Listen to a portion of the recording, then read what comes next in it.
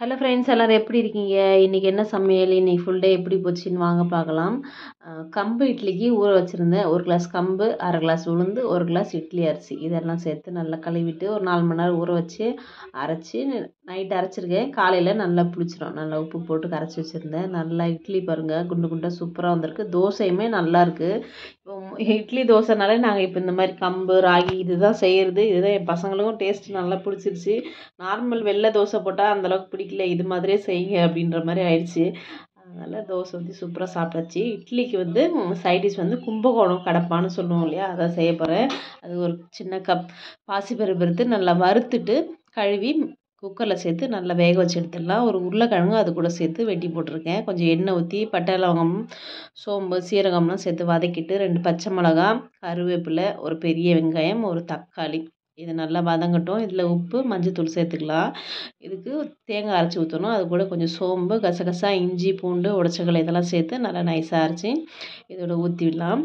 உருளைக்கிழங்கு நல்லா மசித்து இதோடு சேர்த்து நல்லா வதக்கி விட்றேன். காரத்துக்கு நான் பச்சை மிளகாய் மட்டும்தான் சேர்த்துருக்கேன். தேவையான அளவு நிறைய தண்ணி ஊற்றி இது நல்லா திக்னஸாக வரும். இதில் சிறும்பருப்பையும் சேர்க்கும்போது நல்லா திக்காக இருக்கும். தேவையான அளவு தண்ணி ஊற்றி நிறைய கொத்தமல்லி போட்டு நல்லா ஒரு கொதி விட்டு இறக்குனா சூப்பரான கும்பகோணம் கடப்பா ரெடி ஆகிடும் பாருங்கள். இது சாம்பார் மாதிரியே இல்லாமல் குருமா மாதிரி இல்லாமல் டிஃப்ரெண்ட் டேஸ்ட்டில் இருக்கும். ட்ரை பண்ணி பாருங்கள், ரொம்ப டேஸ்ட் நல்லாயிருக்கும்.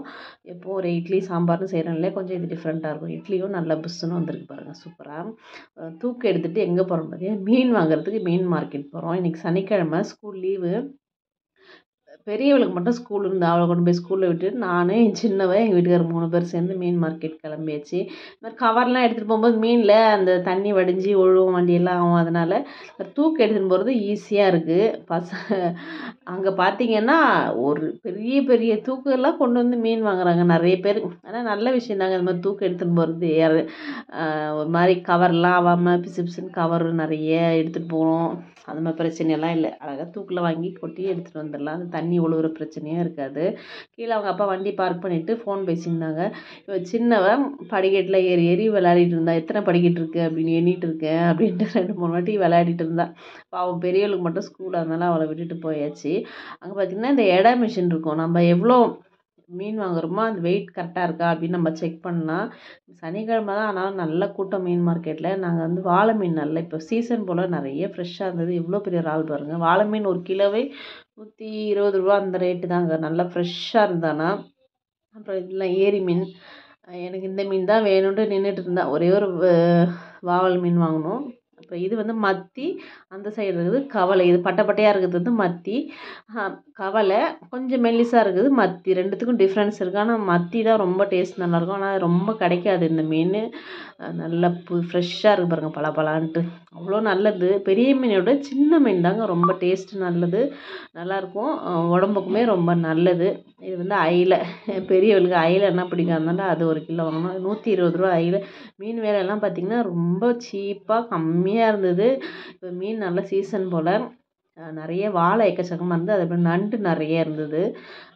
இன்றைக்கி மீன் மார்க்கெட்டில் நல்ல விலை குறைவு. நாளைக்கு ஞாயிற்றுக்கிழமைன்றதால இதோட ஒரு 10 ரூபா 20 ரூபா ஜாஸ்தியாக இருக்கும். அதனால் போய் தாராளமாக நீங்கள் வாங்கலாம். மீன் நல்லா ஃப்ரெஷ்ஷாக இருக்குது. காய்கறி வாங்கினா நிறைய காய்கறி, மீன் வாங்கினா நிறைய. எங்கள் வீட்டில் சாப்பாடு கொஞ்சமாகவும் காய்கறி இந்த மாதிரி மீன்லாம் வாங்கினா அதிகமாக சாப்பிடுவோம்.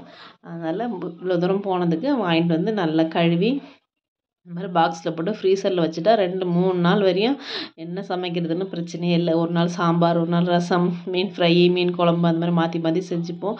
வாழை மீனை பார்த்திங்கன்னா இந்த மாதிரி நம்ம பாத்திரம் கழுவுறோம் இல்லையா, அந்த ப்ரஷ் வச்சு இந்த மாதிரி தேய்ச்சோம்னா அதில் இருக்க அந்த சுண்ணாம்பு மாவெல்லாம் வந்துடும். அதுக்கப்புறம் நார்மலாக சைடெலாம் கட் பண்ணிவிட்டு நம்ம எடுத்து கழுவி ஸ்டோர் பண்ணி வச்சுக்க வேண்டியதான். ரொம்ப ஈஸி தான். வாழை மீன் நல்லா டேஸ்ட்டாக இருக்கும். இன்றைக்கி அந்த வாழை மீன் தலை கொஞ்சம் மத்தி மீன் போட்டு தேங்காய், சின்ன வெங்காயம் அதெல்லாம் அரைச்சி ஊற்றி கேரளா ஸ்டைலில் குழம்பு வச்சாச்சு.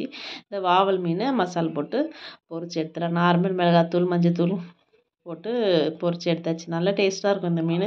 ஆனால் இந்த வளர்ப்பு மீன்றதால நான் பெருசாக வாங்க மாட்டோம். அவள் கேட்டதெல்லாம் வாங்கினோம்.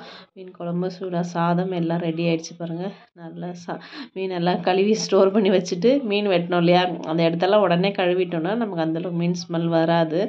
எல்லா வேலையும் முடிச்சுட்டு நல்லா சாப்பிட்டாச்சு. சாப்பிட்டுட்டு பெரியவளை போய் ஸ்கூலில் கூப்பிட போனோம். இதுதான் இன்றைக்கி வேலை. இன்றைக்கி நாள் இப்படி தான் போச்சு. மீன்லாம் நல்ல விலை குறைவாக இருக்குது. கண்டிப்பாக நீங்களும் நாளைக்கு போய் ட்ரை பண்ணி பாருங்கள். வானகரம் மீன் மார்க்கெட் தான் இது. மீனும் நல்லா ஃப்ரெஷ்ஷாக இருந்தது. கொஞ்சம் நேற்று வச்ச ரசம் வச்சு சூப்பராக சாப்பிட்டாச்சு. ஓகே, இந்த வீடியோ பிடிச்சிருந்தா சப்ஸ்கிரைப் பண்ணுங்கள். Bye friends.